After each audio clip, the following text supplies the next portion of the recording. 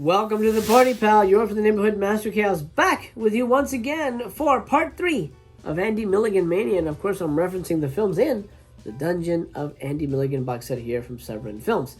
Let's pull the discs out one more time. And what are we talking about today? Well, we're talking about disc 3. Oh boy, let's get bloody, let's get weird. This disc, let me show you the disc real quick before we we get into the meat of the matter, literally the meat of the matter. Here's the disc, beautiful little artwork there. This was the disc, up until this point, I was on board. This was the disc that really sort of set the mood, set the tone when it comes to understanding Milligan and understanding why people think he makes bad movies.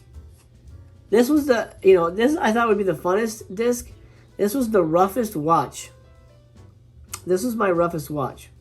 Did I hate them? No, not exactly. I kind of enjoyed them in a strange way. Kind of like a love-hate relationship formed for me when it comes to these movies. Let's break them down individually. Let's start with Torture Dungeon, which to me, so far, is the worst movie on this set. Now, that's not to say I hated it and it sucks. It sucks, but I really enjoyed it. Again, I'm watching these movies with a different lens. I'm not watching this with my Criterion Collection review hat on. I'm watching this with my 42nd Street hat on. Torture Dungeon is almost, it's so bad. It's so, I'll give you my rating right now. It's a 1-star movie in my opinion. It's so bad and so stupid. It almost boggles the mind how bad and dumb it is. And incompetent it feels. It doesn't make any sense to me why Andy was so obsessed with medieval times, with the kind of old school movie, that old school era. He loved it so much. He made so many movies that were period pieces. This was an American film. This is not a British film, but it almost felt like it should have been a British film because it's a medieval movie and none of the actors have British accents. They all have like really thick New York accent. Oh yeah, let's go over here. That kind of that was awful. But you know what I mean. You get what I mean. It's a movie that should have been shot in England, but it wasn't, and it's so laughable that you hear these old like Jewish guys with these super strong Staten Island kind of accents. It's kind of goofy. It's kind of goofy. Oh, I mean, it's very goofy. Let's be honest. The makeup here is terrible. The fact that it's supposed to be a medieval movie, but in the background you see stuff like chain link fences. You see a speedboat in one shot, and towards the beginning of the movie, these girls are talking. They're on a seashore, and in the back, an obvious boat is speeding past. I mean, it's just stuff like cut. We see a boat. Let's take it again. Like just stupid stuff like that.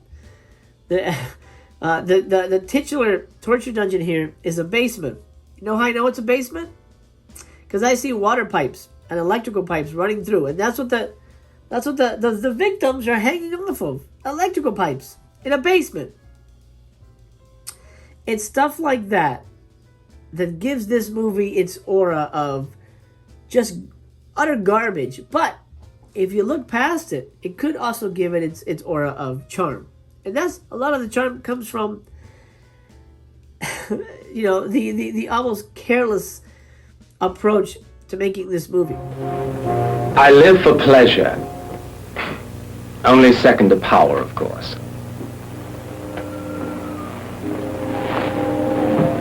And I'll try anything.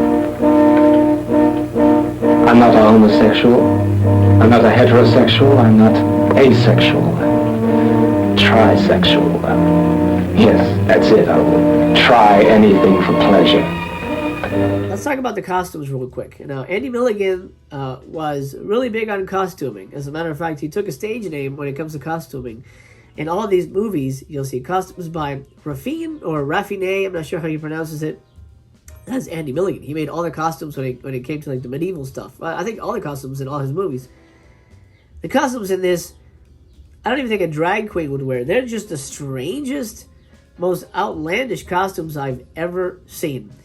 And not only that, but the props and the fact that all the designs look like cut out felt glued on. It's just so bad.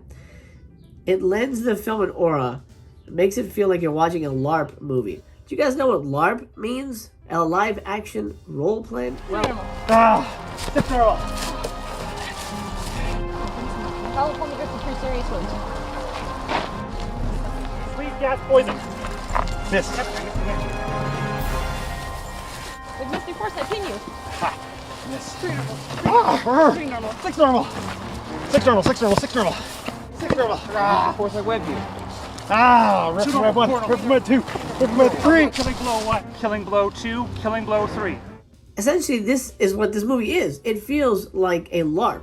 You know, LARP is when a bunch of people go out into the woods and pretend to be, you know, medieval knights or, you know, lords and ladies, and they dress up in the fancy costumes and they fight each other with foam swords and whatever. This feels like a LARP movie. It almost feels like a bunch of theater nerds got together and say, hey, let's make our own Shakespeare movie. I've got a house. Let's pretend it's a castle. We can put, like, you know, scarves and shit everywhere, and we can make our own medieval movie over the weekend. That's what this feels like. A LARP movie shot over a weekend with a bunch of, like, theater nerds. If that sounds awesome to you, then have at it. But if that had been the description I got from this movie, I probably would skip it. Torture Dungeon is bad on another level. In Torture Dungeon, Andy also shows his disregard for day and night. They're interchangeable in this movie. It doesn't matter. It doesn't matter if it's day or night in the story. It doesn't matter. He'll shoot it whenever.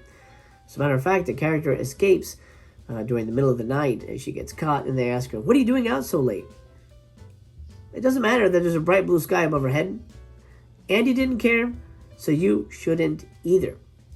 And I hate to say he didn't care about this movie, or making sure that he made a good movie, or at least a competent movie.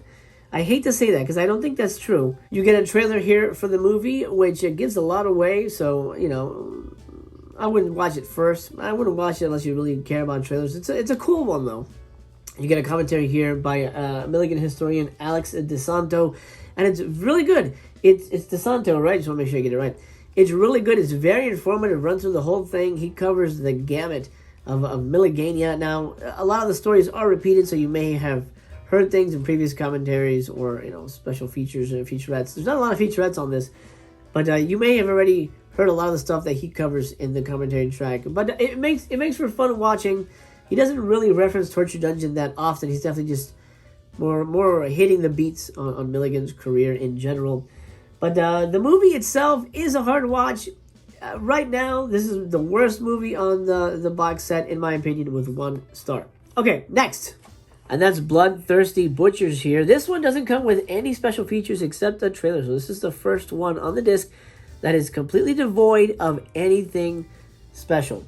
Is the movie itself special? No, it's not. This was the one I had the most trouble deciding whether I liked it or not. It's essentially Sweeney Todd. It's telling the Sweeney Todd story, but it's telling it in such a weird, unconnected, almost bizarrely incompetent way. Almost as if this was like his first screenplay. What I mean by that is the pace feels really off. The character development is really off. The dialogue isn't as biting and witty as some of his other dialogue in previous films. This is one of his British films, by the way. And it benefits from that. Definitely, the British actors really sell the feeling of the movie. However, they all talk in there like, hello, governor, what you gonna do, Bidloo? I apologize to my UK audience, but I'm just giving an example from an American perspective. It's that really high-strung, cockney, thick accent. I had to turn the subtitles on, to be honest, so to make sure not to miss any of the plot, what little there is. It's Sweeney Todd. There's a barber. He's killing people. He's giving the dead bodies to Mrs. Lovett, and they're secret lovers, and she's making pies out of them. Let's talk about the pies. There's one scene in this movie that made me laugh out loud. As a matter of fact, I'll show you a picture. There's a boob pie. So presumably, they bake these pies. Why is there a raw boob in the middle of this pie? Why didn't that cook in? Why did that not cook in? So you're telling me they cooked the pie and said, oh, we just got a spare tit hanging around. What do we do with it? Oh, throw it in the center. People love that. I guess it's indicative of Andy Milligan's style that he thought that made sense. Or maybe he was just having a laugh. But from what I'm hearing, and Hal talks about it, I think, a little bit, and then in the book, it's mentioned, the Stephen Thrower book, Venom, that's included with this set, mentions it. He was never having a laugh. He was never joking around. He was always dead serious, which makes stuff like Torture Dungeon's LARP world even more ridiculous and even more embarrassing, to be honest. If he was serious about this looks like a goddamn joke, like a parody of some kind of weird drag queen Shakespeare kind of world. Very strange. And if he was serious about that boob pie, I don't know what to think. Milligan continues to be a mystery to me. But I would say it's slightly better than Torture Dungeon, but still not as good. The pacing is off. There's a little bit of nudity. It's not, I mean, nudity isn't the focus. The focus is the kills. And the kills are good. There's some bloody kills. But they all feel very artificial. Very fake. They're not like, oh God, oh man. You don't get that Friday the 13th kind of intensity or, that visceral thrill. They're all like, oh, okay, cool. That's the problem with the movie. The kills aren't that intense, and the story's almost lackadaisical when it comes to its pace. It's not the best. I'm gonna be honest. I feel like this disc was sort of a strikeout for me. I wanted this one to be the best of the entire set. I thought, this is gonna be the best disc. It's my least favorite, but I can see why they're packaged together because they're both costume dramas. One American, one British, and they both have the same feel, and they're both equally terrible. I'm gonna give Bloodthirsty Butchers a 1 star as well. Even though I liked it a little better than Torture Dungeon, but I feel if I'm gonna show somebody a quintessential Andy Milligan movie, I would go with Torture Dungeon over Bloodthirsty Butchers. Hey, do you know why people talk about Andy Milligan the way they talk about him? Watch Torture Dungeon, you'll understand completely. You'll either love it or hate it, or love it. That's good too. That's pretty much all I have to say about Disc 3. So, let's call it a day. My friend, thank you for joining me for part 3 of Andy Milligan Mania here, digging deep into the Dungeon of Andy Milligan collection. Let me know what you guys think. Did you get the box set? Are you watching along with me? Have you seen the whole thing already? I'm curious. We're really only scratching the surface. This is an 8-part series, so we really just scratched the surface. There's a lot remaining. We got werewolves, we got gay bathhouses, oh boy, incest. This is gonna be a ride, and I hope you enjoy taking that ride with me. This is interesting. I've never done a series like this before, like really digging into a box set. Usually I'll just say, hey, a box set review, hey, it's good or it's bad, this is the best movie, this is the worst movie. But I felt it behooved me to really pay attention to this and give an in-depth review of everything on it. Okay, my friend, that's it. I hope this video has found you well. I love you, my friend. I really do. As a matter of fact, I love you just the way you are. I wish you the best. If you're new here, please consider subscribing. It would mean the world to me. And on your way out, leave me a thumbs up. That always makes my day. Okay, my friend. Take care. I'll be here tomorrow. I hope you will be as well. Until then, I remain to be continued.